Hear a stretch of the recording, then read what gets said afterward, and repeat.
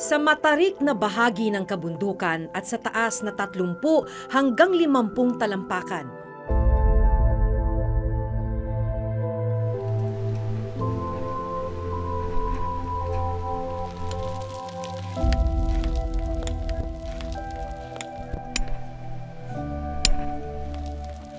Walang takot silang umaakyat para magtibag ng bato.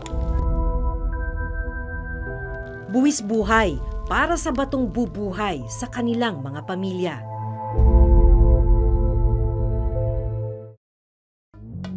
Sa bayan ng San Isidro sa Northern Samar, mabilis ang pag-akyat ng bundok ng 18 taong gulang na si Alexan Galesio. Nakapaa at wala siyang kahit anumang proteksyon sa katawan tulad ng tali, guantes o helmet.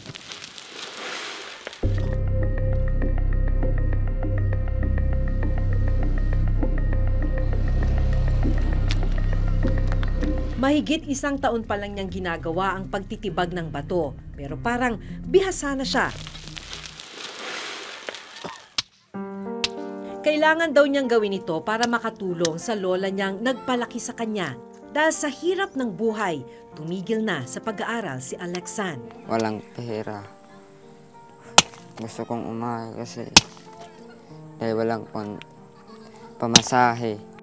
Habang binabaybay mo ang highway dito sa bayan ng San Isidro, kapansin-pansin itong mga sako na nakatambak dito sa gilid ng highway.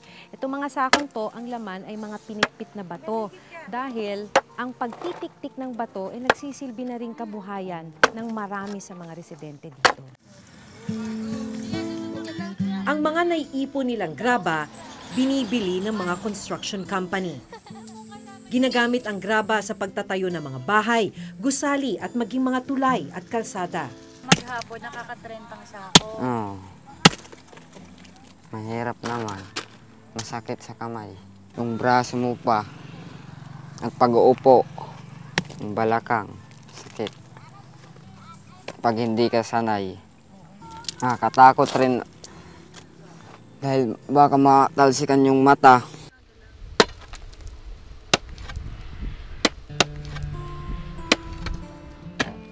Sa isa pang umpukan ng mga nagtitibag at nagtitiktik ng bato, nakilala ko ang mag-asawang Edgar at Anna May, 21 taong gulang.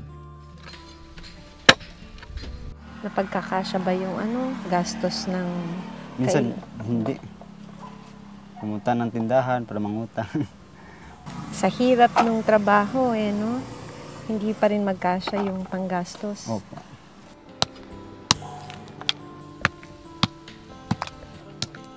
Bakit ka tumutulong dito? Para maano yung gastusin sa bahay. Kasi mahirap kasi pag isa lang yung gumagawa. Kasama nila sa trabaho ang mahigit 1 taong gulang nilang anak. Ang bata, mistulang naging palaruan ang tibagan ng bato. Maselan din ang kalagayan ngayon ni Anna May dahil 4 na buwan na siyang buntis. Nag-aalala ka, Kasi, yun nga niaalala ko, mami, paano? Yung panganganak. Oo po. Yung inaalala ko. Kasi walang para sa kanya. Pambayad? Oo po. Aabot ng halos 1 linggo para makaipon ng 26 na sako nitong mga tiniktik na bato. Dun sa 26 na sako na yon, bibilhin sa kanila ng 500 pesos. Pero ang neto lamang nila ay 450 dahil kailangan pa nilang magbayad ng 50 pesos dun sa may-ari ng lupa. Nagsimula pa raw sa kanilang mga lolo ang pagpipitpit ng bato dito sa bayan nila. Kaya ito na rin ang kinamulatan nilang hanap buhay. Pero kung sila ang papipiliin, ayaw nilang ito ang maging hanap buhay ng kanilang mga anak. Ayaw mo siya magtik-tik. Ayaw. Anong gusto mo sana? Gusto ko lang sana makatapos siya, silang trabaho, magandang trabaho. Sa buong Region 4, ang lalawigan ng Rizal ang may pinakamaraming quarry site na pinagkukunan ng bato. Kilala naman ang bayan ng Rodriguez bilang quarry town ng Rizal. Sa 14 na small-scale quarry permit holder sa Rizal, 10 ang nasa Rodriguez. Araw ng Sabado, paakyat ng bundok sa Sitio S. Rodriguez Rizal ang 34 na taong gulang na si Ronaldo Manlapas.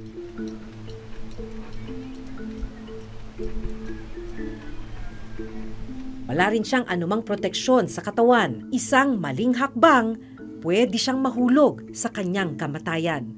Sa taas na halos 30 talampakan, mano-manong tinitibag ni Ronaldo ang ilang bahagi ng bundok.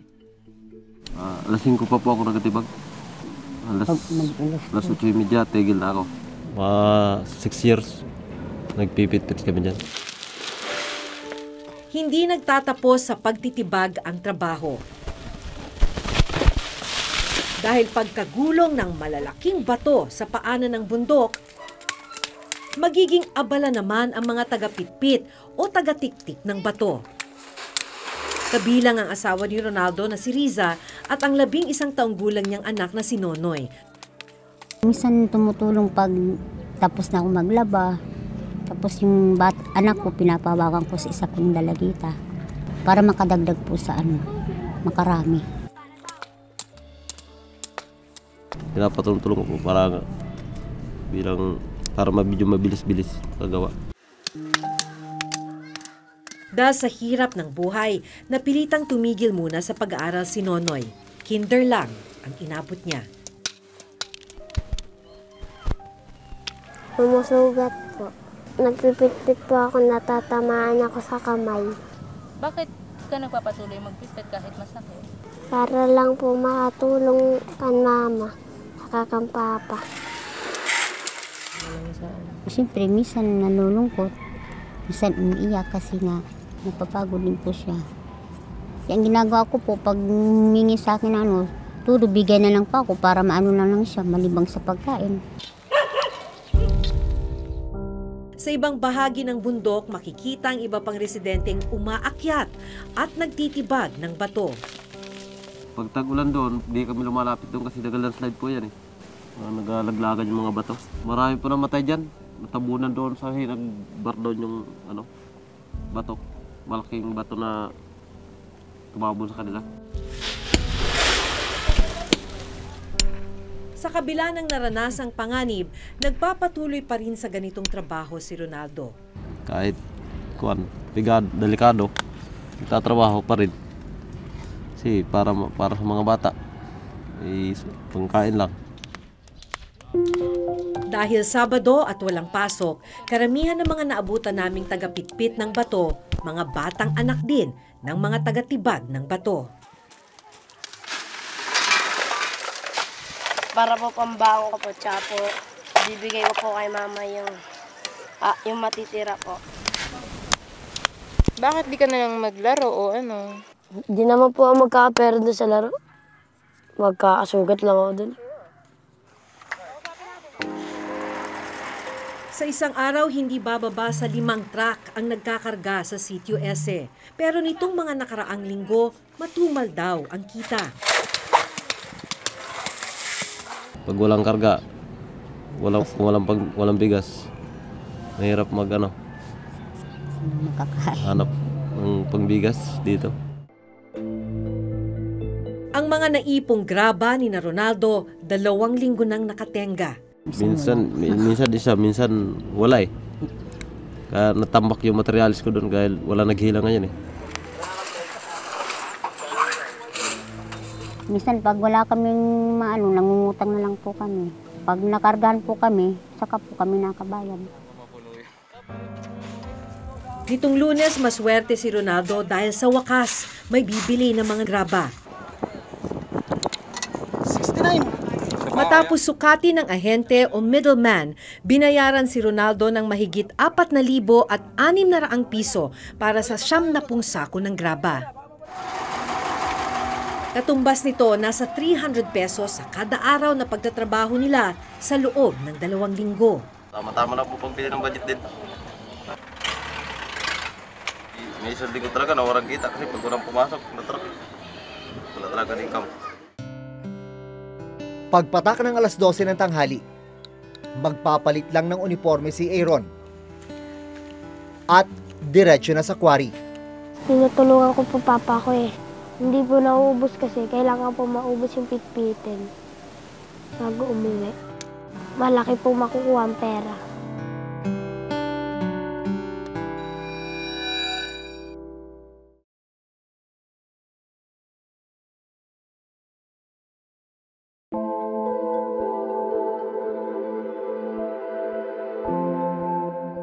Minsan ang binisita ng Reporter's Notebook ang isang quarry site sa Rodriguez, Rizal noong 2016. Isa si Joanna sa mga batang nakilala namin noon na nagtitiktik ng bato. Kasama niya ang dalawang kapatid na sina Jamaica at Junior.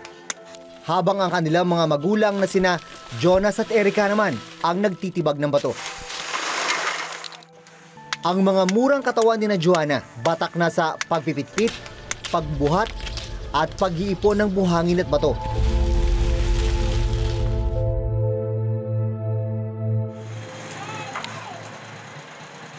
Makalipas ang 3 taon, binalikan namin si Joanna. Huminto na siya sa pagtitiktik ng bato. Nakagraduate na rin siya sa elementarya. Madalas school na po eh. Ang dami pong habulin activities. Kasi nga daw po, di ba, may batas ka na bawal ka daw yung bata magtrabaho. Siyempre daw po, natakot lang din sila mama. Kasi di naman po nila kami inutusan eh. Kusa lang naman po kami matulong eh.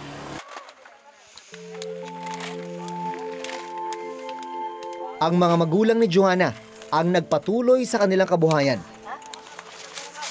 Nakikita ko sila parang mas ano pa sa akin na tumigil na ng ganun po. Yun nga po, kasi siyempre po, parang pag tumigil naman ako, isipin ko naman, sinayang ko lang yung pinagtrabaho nila mama, ganun po. Okay, yung parent years, sentence. What about yung parent years? Ano ba yung gusto mong maging paglaki mo? Maging chef po. Ganun din po, para sa mga kapatid ko makatapos, sa mga magulang ko naman po. Pagkatapos po namin magkakapatid, huwag na sila magtrabaho para hindi sila nahihirapan. Kung makakapahinga na pagkatapos ng klase si Joanna, ang isa sa mga kaklase niyang si Aaron Salazar, 12 taong gulang, hinahati ang araw sa pag-aaral sa umaga at paghahanap buhay naman sa hapon. Pagpatak ng alas 12 ng tanghali, magpapalit lang ng uniforme si Aaron at diretso na sa quarry. Nagpipit-pit ng bato. Mga ilang oras ka nandun? Mga 3 o kaya 4. Tinutulungan ko po papa ko eh.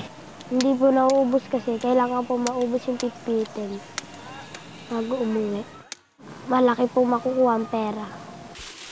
Kasama ni Aaron sa paghahanap buhay ang ama na si Benny Salazar. Pinaginisan ko na po ng kalakayan ko na. Dati po tibagan din po ako. Bata pa po ako. Pero ngayon na ako pamilya, trabaho na po, demolish at saka pagmumotor. Naanoan ko. Pag wala pong work din sa dalawa na yun, diyan po ako sa tibagan. Hindi rin kaila kay Benny na may nakaambang panganib sa pitpitan. Hindi namin alam kung guguho ba o hindi. Siyempre hindi namin expect na tuwing uulan. Siyempre panahon nagbabago rin na hindi naman po habang buhay matibay po yung bato na yan eh. Nagkakrak din po kasi yan eh. Lalo pag nasisip-sipan ng tubig. Ingat lang po talaga. Ganun po talaga. Ayun po ang anak buhay po namin dyan. Siyempre, pag kami na-disgrasya po doon, paano na rin po kami? Kahit mga palto sa kamay ang inaabot ni Aaron sa 6 na oras na pagpipitpit ng mga bato. Baliwala ito dahil sa kagustuhang makatulong sa pamilya. Paltos po. Mga may sugat-sugat po dito. Masakit po yung likod. Sabi ko po sa papa ko, magpipit-pit po ako. Para po may pang, pamasahe papuntang school. Minsan po 40 o kaya 30. Tinatayang nasa 2.1 milyon ang mga kabataang nasa edad 5 hanggang 17 ang maituturing na child laborer sa bansa. Karamihan sa kanila ay nasasadlak sa tinatawag na hazardous labor, gaya ng trabaho sa tibagan. So malaki ang implication nun. Yung pagtatrabaho sa mining at quarrying ay considered as worst form of child labor. So merong tayong tinatawag na ILO Convention 182 o yung worst form of child labor na sinasabi natin na anumang trabaho na nakakaapekto, na mapanganib sa bata, na aapektuhan ng kanilang kalusugan at kanilang paglaki, ang well-being ng mga bata, iyon ay mako-consider na worst form of child labor. At ganun nga ang nagiging epekto ng pagtatrabaho sa minahan at quarrying sites sa mga bata.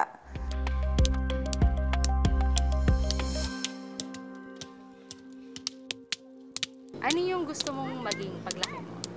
Abogado po.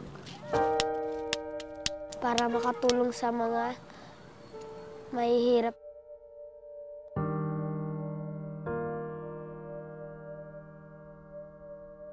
Si mama po, tsaka si papa. Lagi nila po akong pinapapasok. Kasi po, gusto nila po ako makakatapos ng pag-aaral.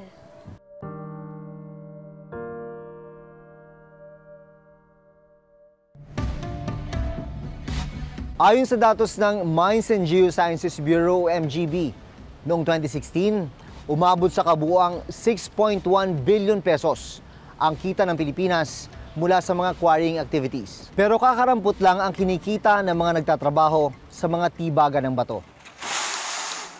Kaya pati mga bata, napipilitang tumulong sa hanap buhay. Generational siya paulit-ulit. Maaari din cultural. Kasi yun na yung kinalakihan ng mga tao. Sinasabi nga nating generational siya, mula sa lolo't lola, mga magulang, magkakapatid. Parang normal na lang na gawain. Kabilang sa tinatawag na informal sector ang mga nagtatrabaho sa tibagan. Lahat sila walang permanenteng kita. Yung poverty na dinaranas nila sa ngayon ay patuloy at magpapatuloy hanggang sa susunod na mga henerasyon. Dahil nga, informal yung sector. Pag sinabi natin informal, hindi siya nare-regulate ng existing na mga batas natin. Napakahalaga nung mag-form sila ng association dahil sa pamamagitan nun, nagkakaroon sila ng boses para ihayag, hindi lamang sa employers at government na mabigyan sila ng karampatang support pagdating sa kanilang kita. Marami tayong programa ng gobyerno para matulungan natin itong mga underserved sectors. It's just a matter of, again, giving them the right skill, providing them training so that they can be absorbed sa forum, so that we can regulate. Ang mga magulang ni Nonoy at Aaron na nakilala namin sa Rizal at maging sina Edgar at Ana May na nakilala namin sa Northern Samar. Pare-parehong hindi nakatapos ng pag-aaral, kaya hindi makakuha ng trabahong may permanente o mas mataas na kita. Ayon mismo sa isang pag-aaral ng World Bank, mahalagang mag-invest sa edukasyon ang pamahalaan nang sa gayon ang mga gaya ni Nonoy at Joanna makapagpatuloy ng pag-aaral at tuluyang makaahon sa kahirapan.